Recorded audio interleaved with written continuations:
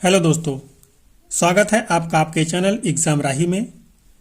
जैसा कि हम अपने इस सीरीज में इतिहास सब्जेक्ट को पढ़ रहे हैं और अभी हम इतिहास को जानने के साधन या स्रोतों के बारे में पढ़ रहे हैं। साहित्यिक स्रोतों में हमने ऋग्वेद को देख लिया था, उसके पहले हमने अभिलेखों को देखा था और उसके बाद साहित्यिक स्रोत पे हम आए और हमने ऋग्वेद के देखा और आज हम यजुर्वेद को देखेंगे।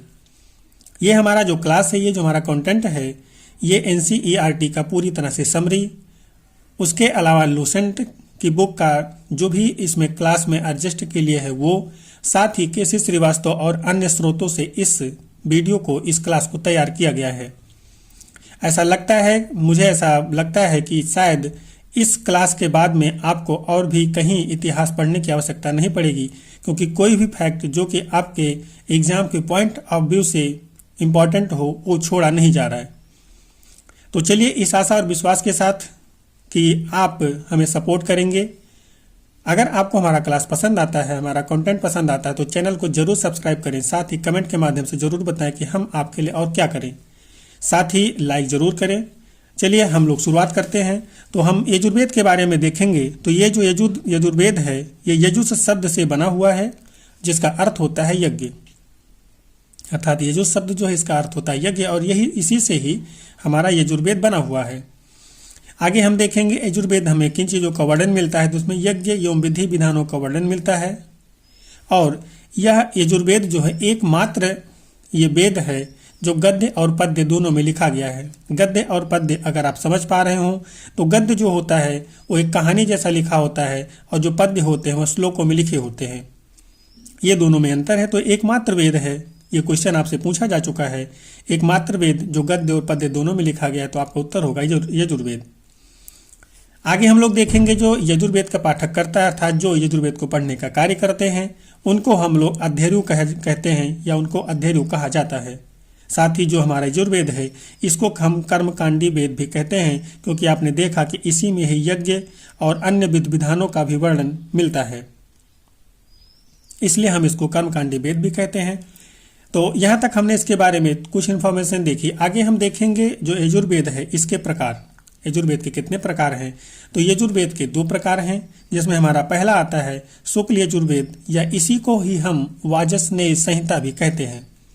आप इसको ध्यान रखिए। और जो दूसरा हमारा प्रकार है वो है कृष्ण यजुर्वेद।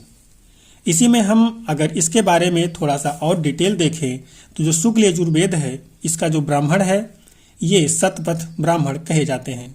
शतपथ ब्राह्मण जो है वो शुक्ल यजुर्वेद का ब्राह्मण है।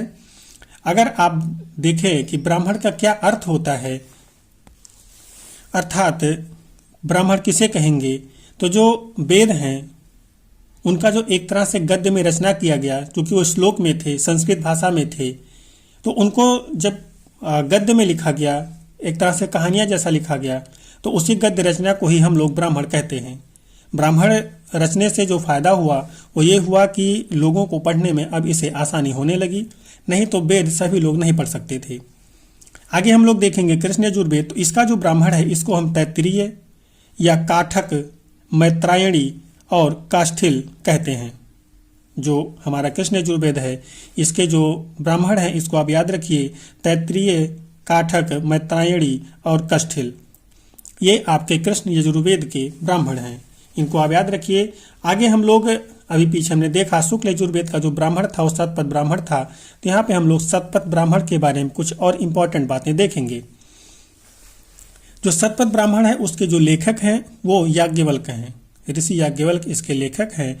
और यह जो है शतपथ ब्राह्मण लघुवेद है, इसे लघुवेद भी कहा जाता है। इसी को ही ऐतिहासिक वेद भी कहा जाता है। साथ ही इसको ही ब्राह्मण साहित्य का मुकुटमणि भी कहा जाता है। शतपथ ब्राह्मण के जो अन्य नाम हैं वो लघुवेद भी कहा जाता है, ऐतिहासिक वेद कहा जाता है, ब्राह्मण साहित्य का मुकुटमणि भी इसको कहा जाता है। याज्ञवल्क्य में ही, इसमें जो याज्ञवल्क्य ऋषि हैं जिन्होंने इसको लिखा है, इसमें याज्ञवल्क्य और मैत्रेयी के संवाद मिलता है। इन दोनों में एक शास्त्रार्थ हुआ था, जिसका वर्णन हमें इसमें मिलता है। और इसी में आगे हम देखेंगे विदेह माधव की कथा का वर्णन भी हमको इसे मिलता है। ये क्वेश्चन आपसे पूछा गया हुआ है, विदेह माधव की कथा हमें कहाँ पे मिलता है? तो विदेह माधव की कथा हमें शतपथ ब्राह्मण में मिलता है। और जो शतपथ ब्राह्मण है वो कृष्ण यजुर्वेद का ब्राह्मण है। इसी में ही हमको जल प्लावन की घटना का वर्णन मिलता है, अर्थात पृथ्वी, आपको पता होगा कि एक बार ऐसा समय आया था, पूरी पृथ्वी जलमग्न हो गई थी, सब कुछ नष्ट हो गया था, तो उस जल प्लावन की जो घटना है उसका वर्णन हमें शतपथ ब्राह्मण में मिलता है। इसी में ही हमको पुरुष मेध यज्ञ का वर्णन मिलता है। पुरुष मेध यज्ञ का अर्थ होता है इस यज्ञ में पुरुषों की बलि दी जाती थी। जिस यज्ञ में पुरुषों की बलि दी जाती थी उसे हम पुरुष मेध यज्ञ कहते थे। तो जो शतपथ ब्राह्मण है उसमें पुरुषों के बलि का भी हमको वर्णन मिलता है। इसी में ही पुनर्जन्म के सिद्धांत का हमको पता चलता है। पुनर्जन्म का जो सिद्धांत है वो इसमें वर्णित है, और साथ ही जो स्त्री है वो इसी में ही बताया गया है स्त्री को कि वो पति की अर्धांगिनी होती है। आपको ध्यान रखना है कि जो पुनर्जन्म का सिद्धांत है वो शतपथ ब्राह्मण में मिलता है, और स्त्री को पति का अर्धांगिनी कहाँ पे बताया गया है तो वो शतपथ ब्राह्मण में बताया गया है। और जो शतपथ ब्राह्मण है वो यजुर्वेद शुक्ल वेद का, यजुर्वेद के शुक्ल वेद का ब्राह्मण है। आप इसको ध्यान रखिएगा। आगे हम लोग देखेंगे जो यजुर्वेद है इसके उपनिषद के बारे में कि यजुर्वेद का उपनिषद कौन सा है। तो यहाँ पे हम देखेंगे कि जिसके जो उपनिषद है वो 5 प्रकार से हैं। 5 उपनिषद इसके पाए जाते हैं, जिसमें हमारा जो पहला उपनिषद है उसे हम बृहदारण्य उपनिषद कहते हैं, या बृहदारण्यक उपनिषद इसको हम कहते हैं। इसमें जो हमें मिलता है वो याज्ञवल्क्य और गार्गी के संवाद का वर्णन मिलता है। याज्ञवल्क्य और गार्गी में एक शास्त्रार्थ हुआ, इसका वर्णन हमें इसमें मिलता है, अर्थात बृहदारण्यक उपनिषद में मिलता है।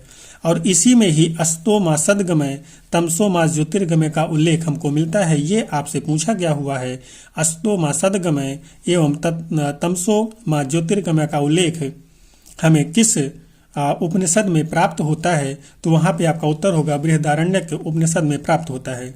या आपसे ये भी क्वेश्चन पूछा जाता है किस वेद के उपनिषद में हमें तमसोमा ज्योतिर्गमय का उल्लेख प्राप्त होता है, तो वहाँ पे हम बताएंगे कि यजुर्वेद के उपनिषद में हमें इसका वर्णन मिलता है।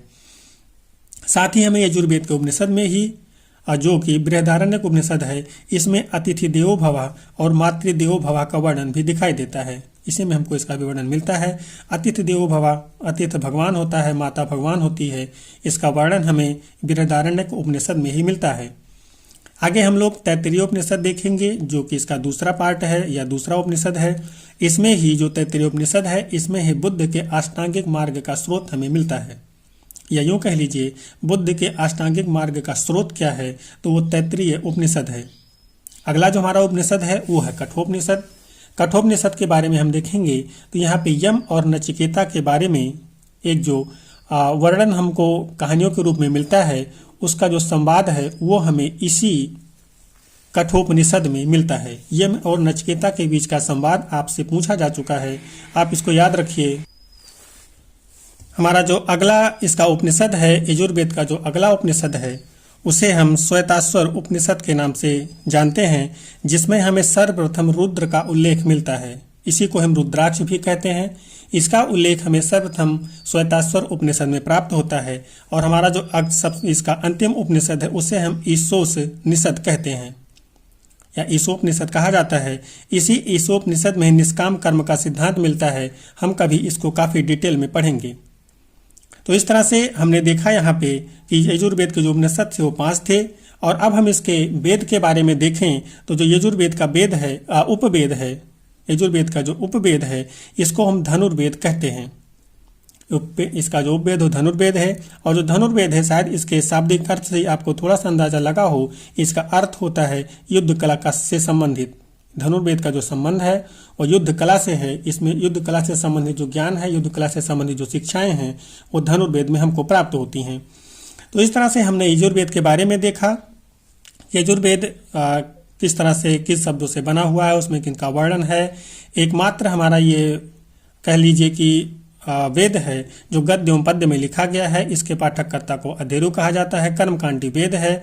इसके यजुर्वेद के जो प्रकार हैं वो 2 हैं, शुक्ल यजुर्वेद या वाजस्नेयी और दूसरा कृष्ण यजुर्वेद। और जो शुक्ल यजुर्वेद है उसका जो ब्राह्मण है वो शतपथ ब्राह्मण है, और कृष्ण यजुर्वेद का जो ब्राह्मण है वो तैत्तिरीय है, मैत्रायणी है, काष्ठिल है और काठक है। जो शतपथ ब्राह्मण है इसके जो लेखक हैं वो याज्ञवल्क्य हैं। इसको हम लोग लघु वेद, ऐतिहासिक वेद या ब्राह्मण साहित्य का मुकुट मणि भी कहते हैं। हम इसमें देखते हैं कि शतपथ ब्राह्मण में ही पुरुष में यज्ञ का वर्णन मिलता है, पुनर्जन्म का सिद्धांत मिलता है और स्त्री को पति का अर्धांगिनी बताया गया है। साथ ही विदेह माधव की कथा का वर्णन भी हमको शतपथ ब्राह्मण में मिलता है। आगे हम लोग देखें यजुर्वेद का जो उपनिषद है तो उसमें 5 प्रकार हमने देखा। वहाँ पे हमारा पहला था बृहदारण्यक उपनिषद, दूसरा था तैत्तिरीय उपनिषद, तीसरा था कठोपनिषद, चौथा था श्वेताश्वर उपनिषद और 5वां था ईशोपनिषद, जिसमें हमने देखा था कि जो हमारा अस्तोमा सद्गमय तमसोमा ज्योतिर्गमय का उल्लेख है वो बृहदारण्यक उपनिषद में प्राप्त होता है। यम एवं नचिकेता के बीच का जो संवाद है वो कठोपनिषद में प्राप्त होता है और जो यजुर्वेद है इसका जो उपवेद था उसका नाम था धनुर्वेद और यह युद्ध कला से संबंधित है। तो इस तरह से हमने इसको देखा है यजुर्वेद को और अगले क्लास में हम लोग इसके अगले पार्ट को वेद के अगले पार्ट को देखेंगे और इस तरह से हम थोड़ा थोड़ा करके अपने इस हवन सीरीज में थोड़ी थोड़ी जानकारी डालते जाएंगे जिससे आपको एक साथ भार ना हो और आपकी तैयारी धीरे धीरे होती जाए। आशा है कि आप लोगों को आपको हमारा ये क्लास पसंद आ रहा होगा, पसंद आया हो तो लाइक करिए, कमेंट करिए, चैनल को सब्सक्राइब करिए, अधिक से अधिक लोगों तक शेयर करिए क्योंकि इस चैनल पे जो क्लास चल रहा है इस क्लास को करने के बाद आपको कहीं और इतिहास को करने की जरूरत नहीं पड़ेगी। ये हमें पूरी तरह से आशा और विश्वास है। मिलते हैं आपसे अगले क्लास में, तब तक के लिए जय हिंद।